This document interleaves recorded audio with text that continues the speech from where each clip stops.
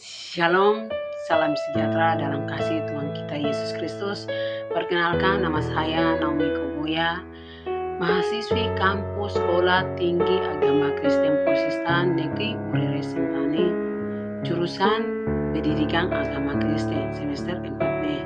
Saya akan menafsirkan kitab Perjanjian Baru teks 1 Yohanes pasal 5 ayat 1 sampai 5. Judul atau perikop Iman Mengalahkan Dunia. Kitab ini ditulis oleh Yohanes kepada jemaat Kristen Asia Kecil yang mengalami penganiayaan pengajaran sesat. Tujuan penulisan ini supaya menguatkan iman orang-orang percaya dan tetap teguh di dalam kebenaran dan tetap setia kepada ajaran Kristen. Model pelayanan digunakan, Yohanes menggunakan teologis yang kaya dan memiliki makna mendalam dalam konteks iman Kristen awal seperti Kristus atau Mesias dan dilahirkan dari Allah. Sulit dipahami dalam teks karena penggunaan konteks teologis seperti istilah-istilah dalam teks yang pertama, lahir dari Allah, merujuk kepada mengalami kelahiran rohani yang baru, suatu tindakan supranatural dari Allah dan di mana seorang diubah secara radikal dalam rohnya dan menjadi anak-anak Allah melalui iman kepada Yesus Kristus. Ini adalah awal dari kehidupan yang baru dan kekal. Yang kedua, Dia yang melahirkan, merujuk kepada Allah Bapa sebagai sumber kehidupan rohani yang melalui Roh Kudus melahirkan orang-orang percaya menjadi anak-anaknya melalui iman kepada Yesus Kristus. Yang ketiga, Dia yang lahir daripadanya, merujuk kepada Yesus Kristus sebagai anak Allah yang tunggal, yang kekal adanya dan berasal dari Bapa. Yang keempat, anak-anak Allah, sebutan bagi orang-orang percaya yang telah dilahirkan kembali oleh Allah. Mereka adalah bagian dari keluarga rohani Allah dan memiliki hubungan Bapa dan anak. Yang kelima, semua yang lahir daripadanya merujuk kepada setiap orang percaya yang telah mengalami kelahiran baru dari Allah. Penggunaan bahasa asli Yunani Koine, surat 1 Yohanes ditulis dalam bahasa Yunani Koine yang merupakan bahasa sehari-hari di wilayah Mediterania pada abad pertama Masehi. Beberapa karakteristik penggunaan bahasa dalam bagian ini, kesederhanaan struktur kalimat. Yohanes sering menggunakan struktur kalimat yang relatif sederhana, namun dengan makna teologis yang mendalam. Ini mungkin untuk memastikan pesannya mudah dipahami oleh berbagai kalangan membaca. Berikut, bagaimana teks tersebut dapat memberikan makna bagi sosial, budaya, politik, dan ekonomi. Yang pertama, sosial budaya. Tekanan sosial budaya terhadap Kristen. Orang Kristen adalah minoritas dan seringkali dipandang dengan curiga oleh masyarakat Romawi yang politeistik. Mereka menghadapi tekanan untuk berpartisipasi dalam praktik-praktik agama Romawi dan penyembahan kaisar. Konsep mengalahkan dunia juga dapat dilihat dalam konteks ini, yaitu mengatasi tekanan sosial dan tetap setia kepada Kristus.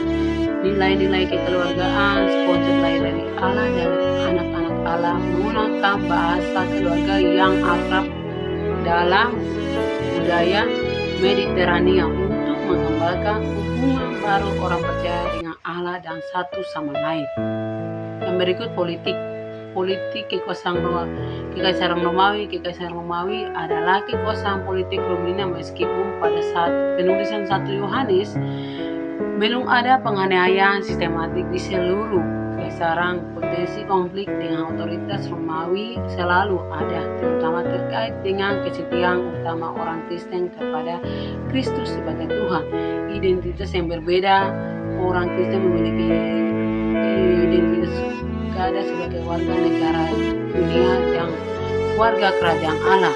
Konsep mengalahkan dunia juga dapat diartikan sebagai tidak tunduk pada sistem politik dan nilai-nilai kekaisaran yang bertentangan dengan iman Kristen. Yang berikut, ekonomi. Ekonomi pada masa itu didominasi oleh pertanian dan perdagangan.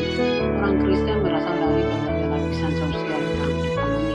ketergantungan dan solidaritas dalam komunitas awal, ada penekanan pada berbagi dan saling membantu di antara orang-orang percaya, terutama bagi mereka yang kekurangan kasih persaudaraan yang ditekankan Yohanes memiliki implikasi praktis dalam kehidupan ekonomi sehari-hari.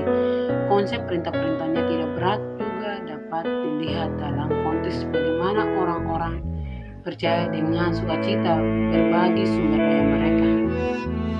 Bagaimana teks tersebut dapat memberikan makna bagi kehidupan pribadi, kelompok, dan masyarakat secara luas. Kegunaan secara pribadi yaitu ada 4. Pertama, kepastian identitas dan tujuan hidup. Ini menegaskan bahwa yang benar kepada Yesus sebagai Kristus adalah kunci kelahiran baru dan menjadi anak-anak Allah.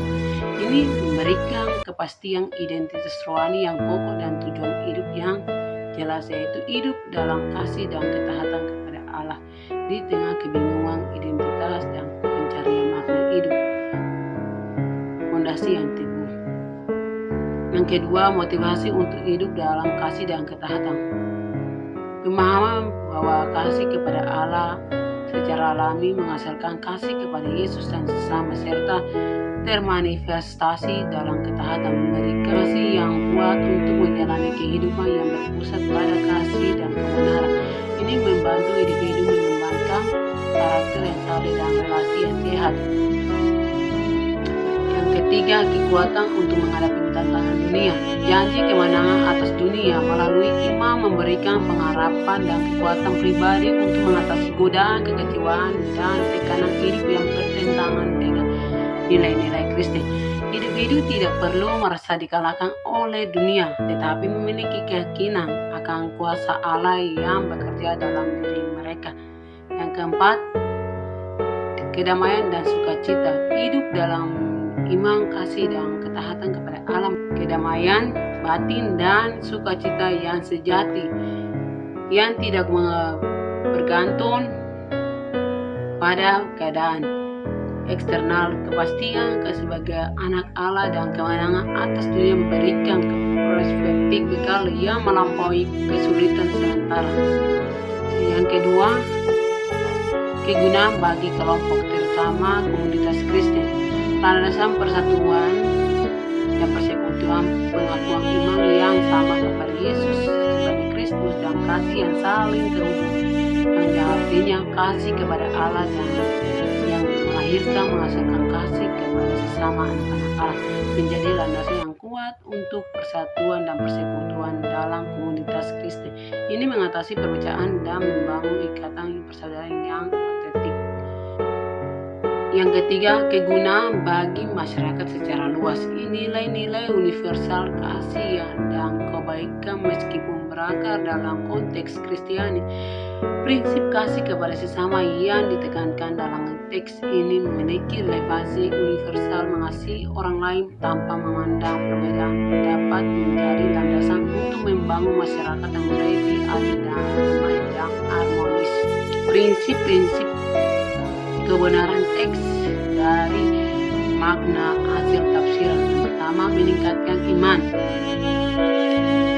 Memahami bahwa kepada Yesus Kristus sebagai Tuhan dan Juru Selamat adalah kunci untuk memiliki hubungan yang Allah, menerapkan iman dan dalam hidup sehari-hari dengan percaya dan taat kepada Allah. Yang kedua, mengembangkan kasih. Mengasihi Allah dengan sesama sebagai tanda dari iman yang sejati, menerapkan kasih dalam kehidupan sehari-hari dengan membantu orang lain dan menunjukkan empati. Yang ketiga, mengatasi tantangan. Percayalah bahwa Allah memberikan kekuatan untuk mengatasi kesulitan dan tantangan dengan percaya diri dan harapan.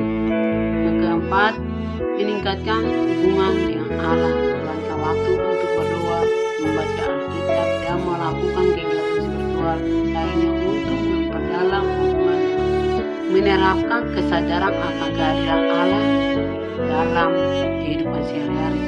Dengan menerapkan prinsip-prinsip kebenaran teks ini, kita dapat mengalami perubahan hidup yang positif dan memiliki hubungan yang lebih dekat dengan Allah. Sekian dan terima kasih. Semoga tafsiran ini menjadi berkat dan bermanfaat dalam kehidupan kita masing-masing.